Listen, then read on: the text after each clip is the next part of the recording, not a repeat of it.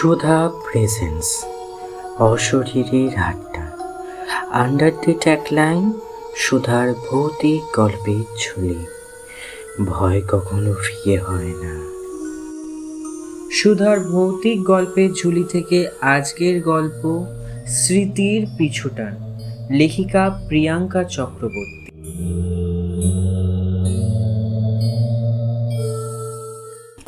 এই ভয়, এই রোমাঞ্চ, এই গল্প সবই যদি ভালো লাগে তবে অবশ্যই সুধার ইউটিউব চ্যানেলটি সাবস্ক্রাইব করুন, ভিডিওটি লাইক করুন আর আপনার মতামত জানাতে ভুলবেন না কমেন্ট।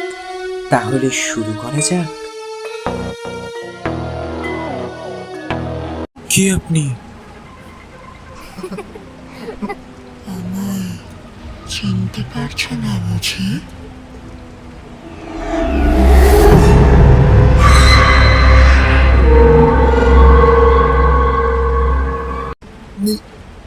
নিশা, ছেড়ে দে, ছেড়ে দে।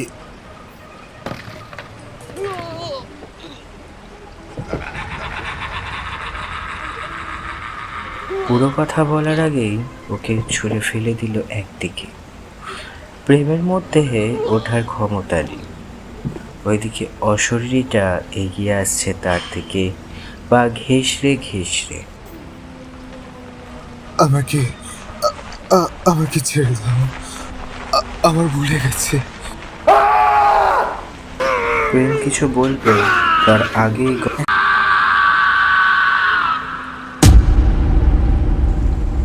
পরের দিন সকাল সকাল পূজা বাড়ি ফিরে এসেছে।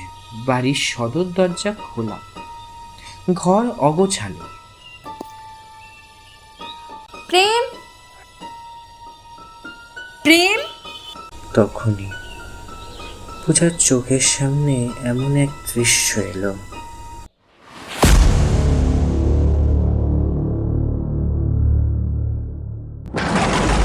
শুরু হতে চলেছে স্মৃতির পিছুটা।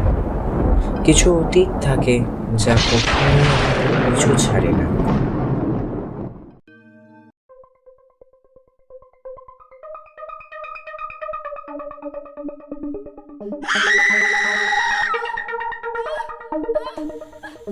এক গগনচুম্বী চিৎকারে কেঁপে উঠল ঘরটা।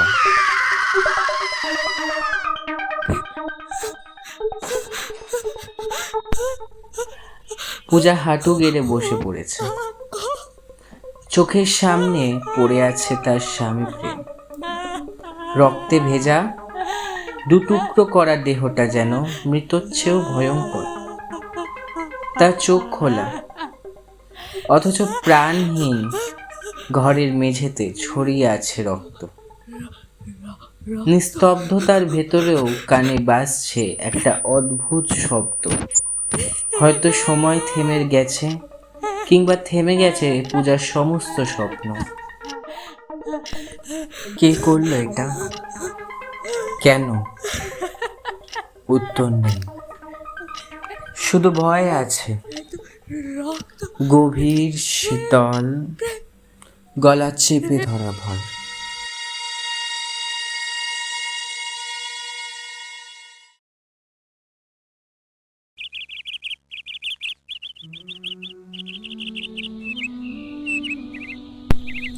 সকাল 7:30। পাড়ায় তখন হাঁক ডাক, বাজার ব্যাগ হাতে মানুষজন, কেউ চায়ের দোকানে, কেউ মর্নিং ওয়াকে। হঠাৎ পূজার কণ্ঠ ছিঁড়ে আসা এক চিৎকার ছড়িয়ে পড়ল চারিপাশে।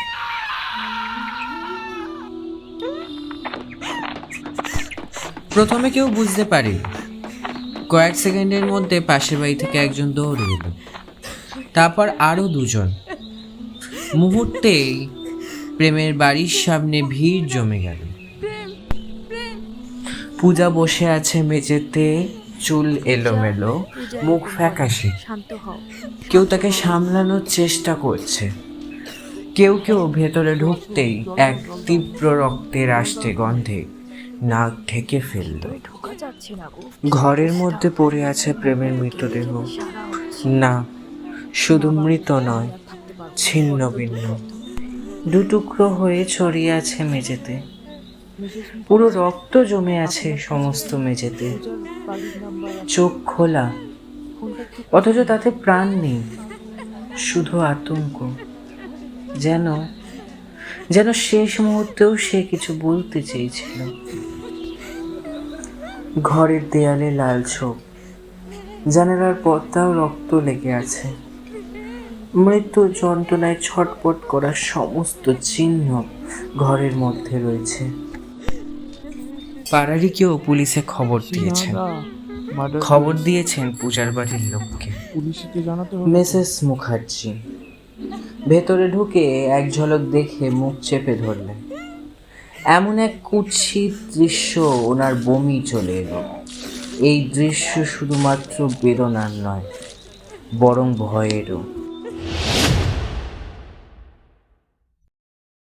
সূর্যের আলো তখন ঘরের এক কোণ দিয়ে ঢুকে পড়েছে। সেই আলোয় লাশটা আরো স্পষ্ট, আরো ভয়ানক লাগছে। লাশ। আজ এই ছিন্ন ভিন্ন শরীরের কোনো নাম নেই। দিনের আলোয় এমন দৃশ্য যেন সত্যি নয়, যেন এক দুঃস্বপ্ন। এই শোকাগ্রস্ত পরিবেশে চারপাশ নিস্তব্ধ। শুধু দূরে এক বাচ্চা সাইকেলের বেল আর পূজার কান্না।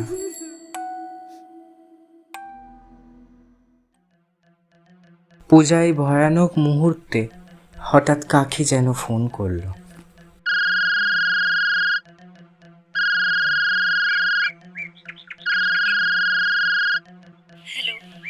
হ্যালো হ্যালো হ্যালো হ্যালো দোয়েল বলছো? হ্যালো, হ্যাঁ দোয়েল বলছি। কে বলছেন? আমি আমি আমি আমি পূজা। চিনতে পারলে? সেদিন সৌরভদার বাড়িতে। হ্যাঁ হ্যাঁ চিনতে পেরেছি। বলো, এত সকাল সকাল ফোন করলে? দোয়েল, তুমি এখন এখানে আসতে পারবে? এখন আসতে পারবে? কি হয়েছে? কি হয়েছে বলো? প্লিজ দোয়েল, তুমি আসতে পারবে? তুমি শান্ত হও। কি হয়েছে বলো? দোয়েল, দোয়েল, প্রেম কি হয়েছে বলো? তোমার গলাটা এরকম শোনাচ্ছে কেন? প্রেমকে কেউ চলে গেল দোয়েল। আমার প্রেমকে কেউ। তুমি শান্ত হও, আসছি আমরা।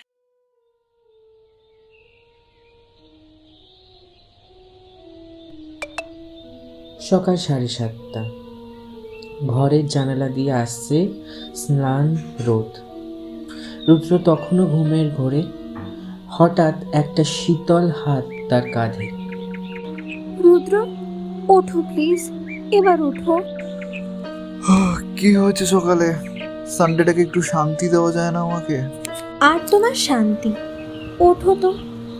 পূজা আমাকে ফোন করেছিল জানো, গলাটা কেমন ভাঙা, কাঁপা, যেন মনে হলো কাঁদছিল।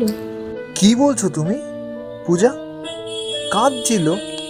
হ্যাঁ, কিছু বলতে চাইছিল কিন্তু পারে না, শুধু বলল দোয়েল ও চলে গেল, সব শেষ। তারপর লাইনটা কেটে গেল। ও চলে গেল মানে প্রেম? আমি জানি না কিছু রুদ্র, কিন্তু গলা শুনে মনে হলো ও খুব ভয় পেয়েছিল, খুব গভীর কিছু, খুব ভয় পেয়েছে ও। আমার মনে হচ্ছে আমাদের এখনই ওর কাছে যাওয়া উচিত, যত তাড়াতাড়ি সম্ভব। রুদ্র চুপ করে থাকে। ওর চোখে মুখে দ্বিধা, আতঙ্ক।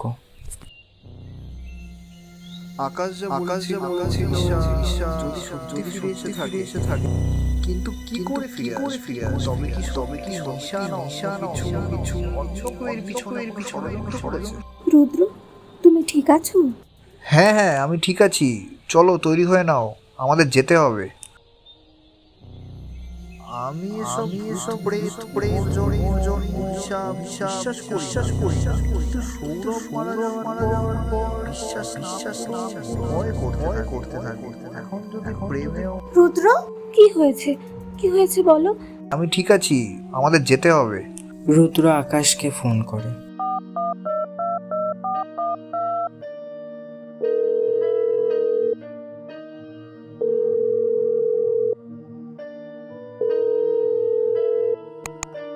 হ্যালো আকাশ। ওপাশ থেকে ফোন রিসিভ করার পর ঘুম জড়ানো গলায় আকাশ বলে, হ্যালো, বল ভাই, এত সকাল সকাল আমাকে মনে করলি? ওদিকে বাপের বাড়িতে নাকি? শোন না ভাই, তোর সাথে একটা কথা আছে। তোর ফোন করিয়ে নিয়েছিস, তখন বলেই ফেলি। তার আগে তুই মন দিয়ে শোন, ঘুম থেকে ওঠ, আমাদের প্রেমের বাড়ি যেতে হবে। কি হলো ভাই, কিছু খারাপ বলবি না তো? প্লিজ বল, সানডেতে আমরা পার্টি করতে যাচ্ছি। প্লিজ অন্য কিছু বলিস না। গত 15 দিন ধরে সৌরভের কথাটা ভাবলেই আতঙ্ক লাগছে। তাই কাল আমি আর প্রেম একটু চিল করছিলাম রাত্রিবেলায়। অনেক রাত হয়ে গেছিল বাড়ি ফিরতে। তুই আর প্রেম কাল রাতে একসাথে ছিলি? কি হয়েছে ভাই? এখনো পর্যন্ত পরিষ্কারভাবে কিছু জানি না। পূজা কল করেছিল দোয়েলকে, আমাদেরকে এখনই প্রেমের বাড়ি যেতে হবে। তুই রেডি হয়ে প্রেমের বাড়িতে পৌঁছা। আর কোনো কথা বলার সময় নেই, রাখছি ভাই। বুঝতে পারছি না ওর বাড়িতে খবর দেওয়া উচিত হবে কি না। পূজা একা আছে এখন ওখানে, যদি না যাই দেরি হয়ে যাবে। ঠিক বলেছ, সত্যি যাই হোক এবার মুখোমুখি হতে হবে। এদিকে কি মনে হতে দোয়েল প্রিয়াকে হোয়াটসঅ্যাপে একটা টেক্সট করে দেয়। তারা রিচার্জ দেখাশোনা করার জন্য মিনতিদিকে বলে গেল এবং রুদ্র ও দোয়েল বেরিয়ে পড়ল প্রেমের বাড়ির উদ্দেশ্যে।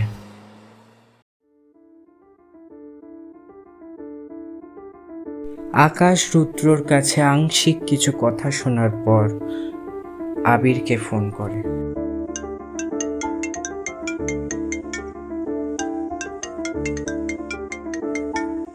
হ্যালো ভাই, উঠেছিস ঘুম থেকে? হ্যাঁ ভাই, আমি অনেক সকালে উঠি। আমার তো আর রাতে উল্লাস করার মতো এনার্জি থাকে না। তা কাল শুনলাম তুই আর প্রেম নাকি ভালোই কাটালি।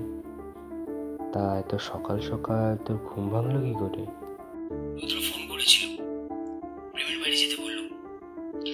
মালটার বোধ হয় আবার কোনো ব্যাগার বাই দিয়েছে। দেখ আবার, কাল তো গলা অবধি খেয়েছিল।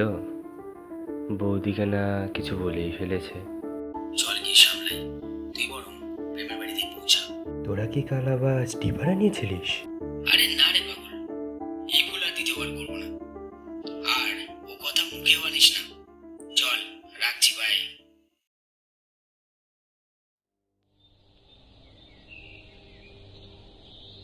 তখন প্রায় 9টা। প্রেমের বন্ধুরা খবর পেয়ে সকলেই ছুটে এসেছে। রুদ্র, দোয়েল, আকাশ, আবি, প্রিয়া সকলেই এসে গেছে। প্রেমের বাড়িতে এসে তারা মুখোমুখি হয়েছে এই বীভৎসতার। পূজার পরিবারের লোক পূজাকে তখন সামলাচ্ছে।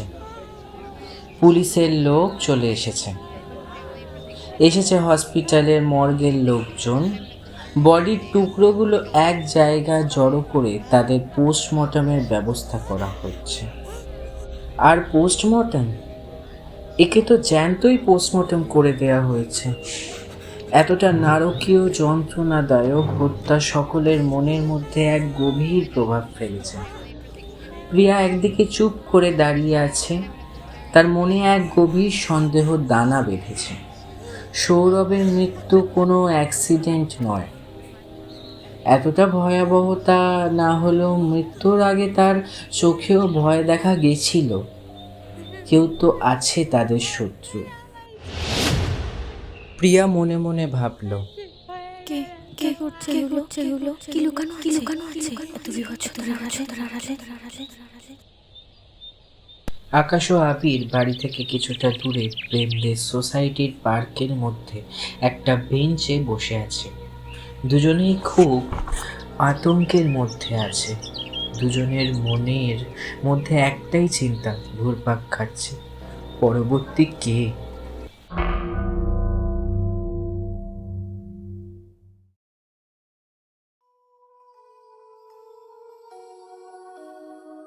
এইদিকে যেখানে প্রিয়া, পূজা, দোয়েল ও রুদ্র দাঁড়িয়েছিল সেখানে ইন্সপেক্টর অর্জুনের প্রবেশ ঘটল।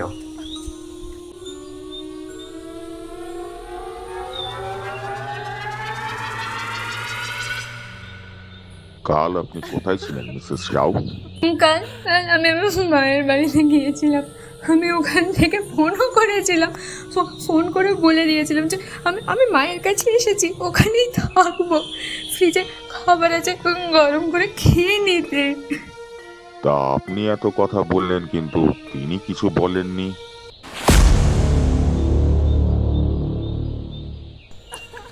ইন্সপেক্টর অর্জুনের কথা কানে যেতেই সকলে সেদিকে তাকিয়ে দেখল। না, ওর কথাগুলো ঠিক শোনা যাচ্ছিল না।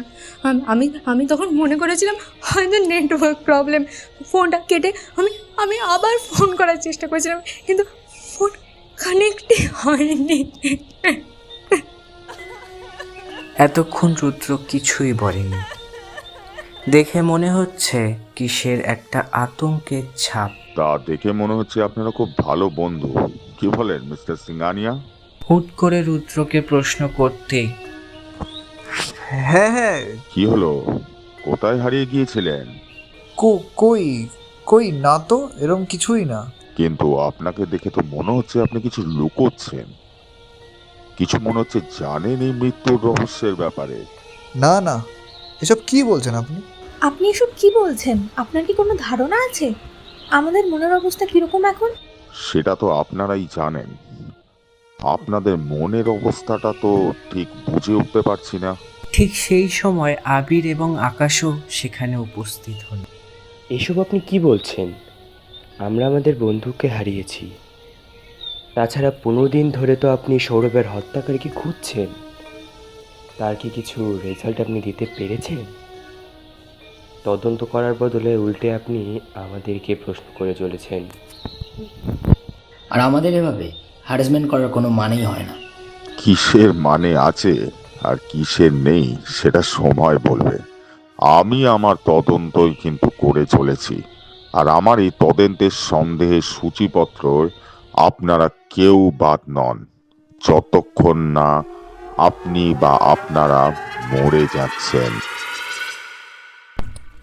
ইন্সপেক্টর অর্জুনের ঠোঁটের কোণে একটা পাকা হাসি দেখা গেল।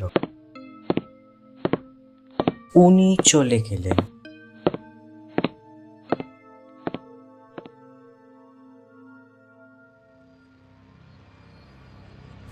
এটা কোনো সাধারণ খুন নয়, এটা কোনো ও রাগের ফলও নয়। এখানে কিছু আছে, কিছু যেটা চোখে দেখা যায় না কিন্তু রয়ে গেছে অদৃশ্যভাবে। 15 দিন হয়ে গেছে, সৌরভের হত্যাকারীর কোনো খোঁজ মেলেনি। ঠিক সেইভাবেই এক রহস্যময় মৃত্যুতে হারিয়ে গেল এবার প্রেম। বলে না পাপ বাপকেও ছাড়ে না, তবে কি সেই পাপ নেক্সট কার নাম লেখা মৃত্যুর খাতায়?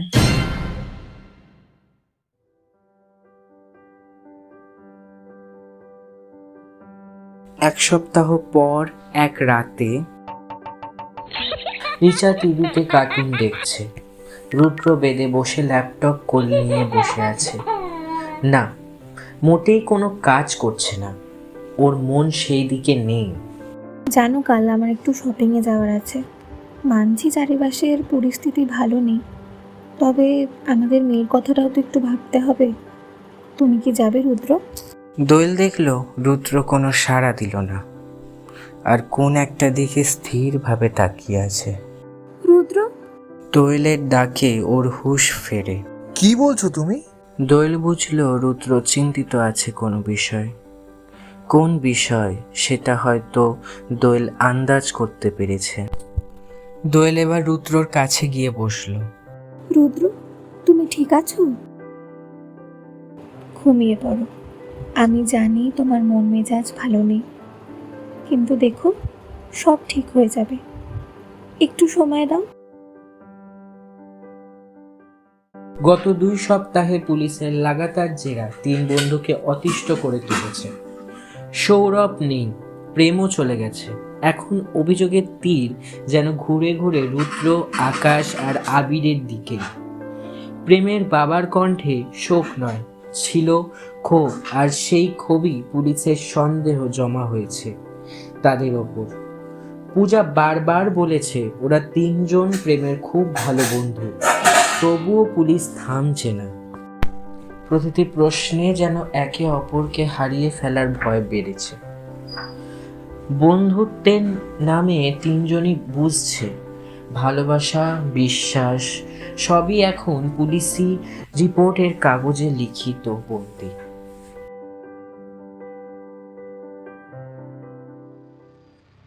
আজ আবার একটা স্যাটারডে, রাত 3:33 AM। আবির নিজের ঘরে ঘুমিয়ে এরম সময় ওর কানের কাছে কেউ যেন ওর নাম ধরে ডাকলো।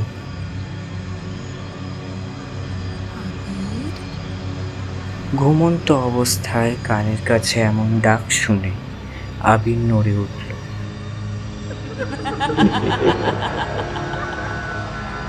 আবার কিছুক্ষণ পর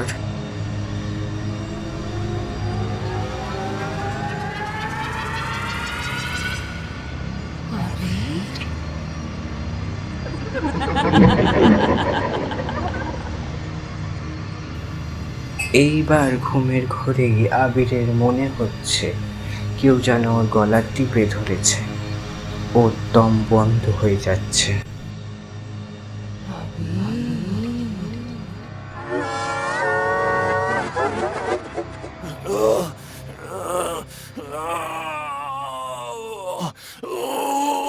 সুধা অফিসিয়াল প্রেজেন্ট সিরিজ অশরীরীর আড্ডা। ভয় কখনো হয় না। আপনারা শুনছেন প্রিয়াঙ্কা চক্রবর্তী রচিত স্মৃতির পিছুটান। শেষ নয়, এই তো শুরু। তৈরি তো পরবর্তী আতঙ্কের জন্য। আগামী রবিবার ফিরবো আবার পার্ট 4 নিয়ে। শুনতে ভুলবেন না কিন্তু।